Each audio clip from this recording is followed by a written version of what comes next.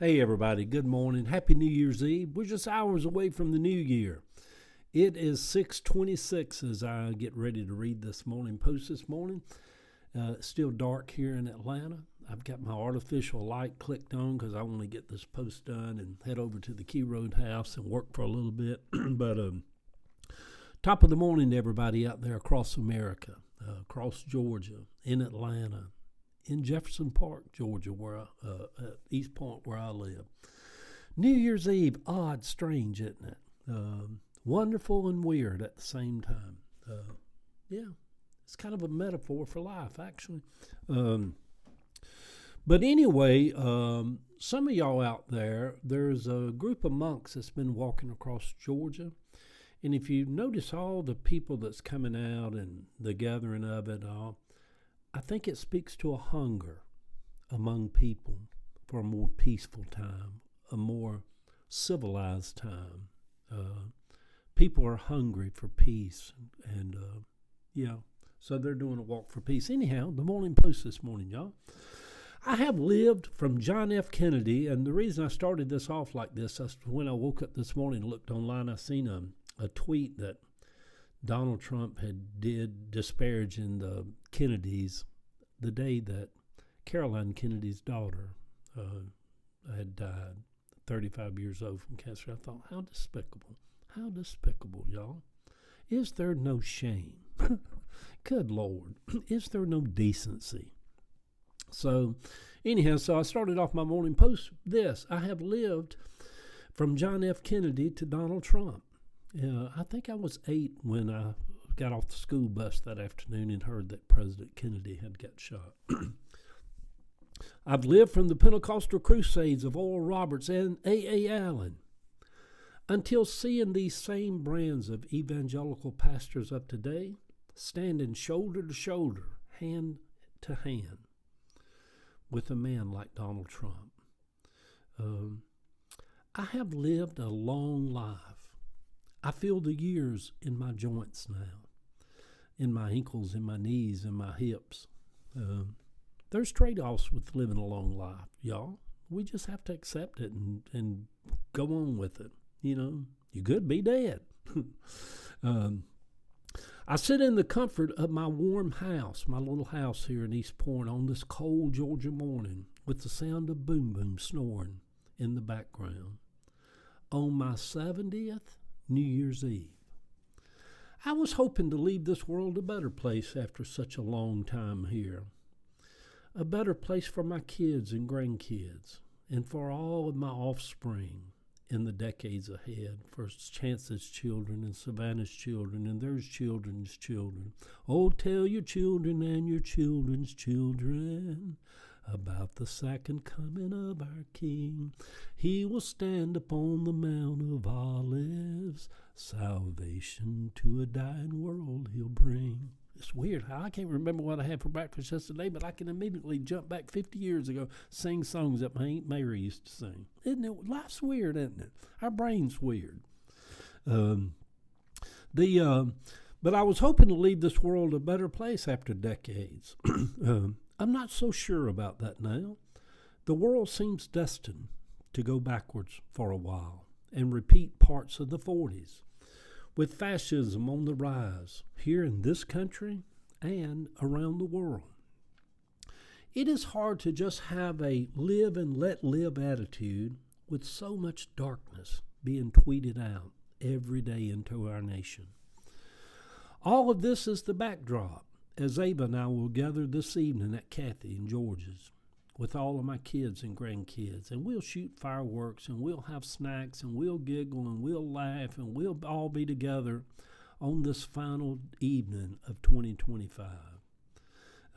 And by 9 o'clock, Ava and I will be back at our little house in bed watching Anderson and Andy bring in the new year from one of our favorite places in the world, Times Square in New York City. Or I could go live this evening. Maybe Fabian will go live with me for an hour just to babble and say hey to everybody around the country. There's always that.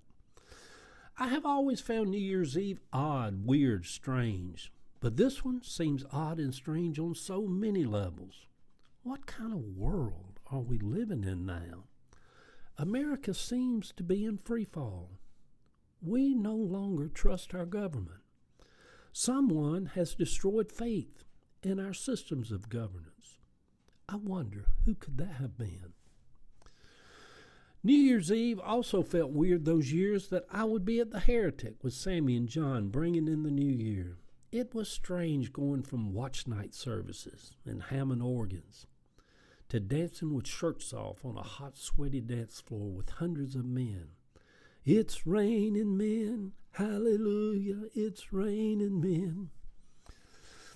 There is no certainty in life. The very premise of life is that we are just all winging it, y'all. I mean, it's funny if you think about it. You think you got it figured out? If you do, you're so full of shit. We're all just going through here just winging it. And nothing is guaranteed or certain. We all have lived with that our whole lives. 2026 will be no different. Who knows? With that, I had to make sure I was still recording. 2026 will be no different. When you get old, you have to go back and double check stuff. Yeah, I'm still on. 2026 will be no different. Who knows what will happen? No one. You know what is certain, at least for me, is our family. At least most of us who have families. I know some of you out there are estranged from your sons and daughters and families and all. But for most of us, our families are certainty. They're our rock that we lean on. They are the one certain thing in my world, in my life. I would be lost in this world without Heather and Jill and Caleb and Savannah and Chance. Maybe I should say our kids, not necessarily our family, because families can extend and extend. But basically, when I say my family, I just mean my little household. No wonder David said, "Blessed is the man that has his quiver full." Quiver's that thing people put arrows in. Yeah. So I am going to get up this morning, anoint my head with the gladness of life, and enjoy this New Year's Eve. There is in the midst of such darkness in the world a life to be thankful for, and a year ahead that will be fraught with many dangers and toils. But one thing I have figured out in these 70 years of New Year's Eves, I will be all right no matter what. Yeah. No matter what. Whether cancer or death or winning the lottery or fame or fortune, I'll be okay. Heart attack or stroke, I'll just be okay. You can't just go through life just tiptoeing worried about what will be, and come what may, que sera.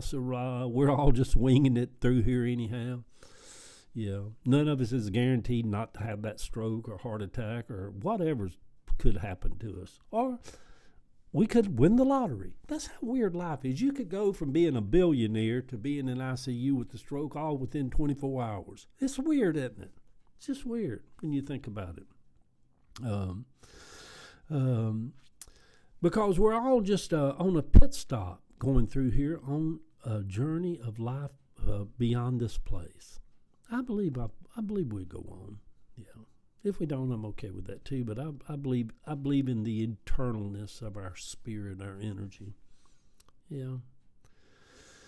Lest we forget, the year ahead is there to teach us as we travel through the school of earth.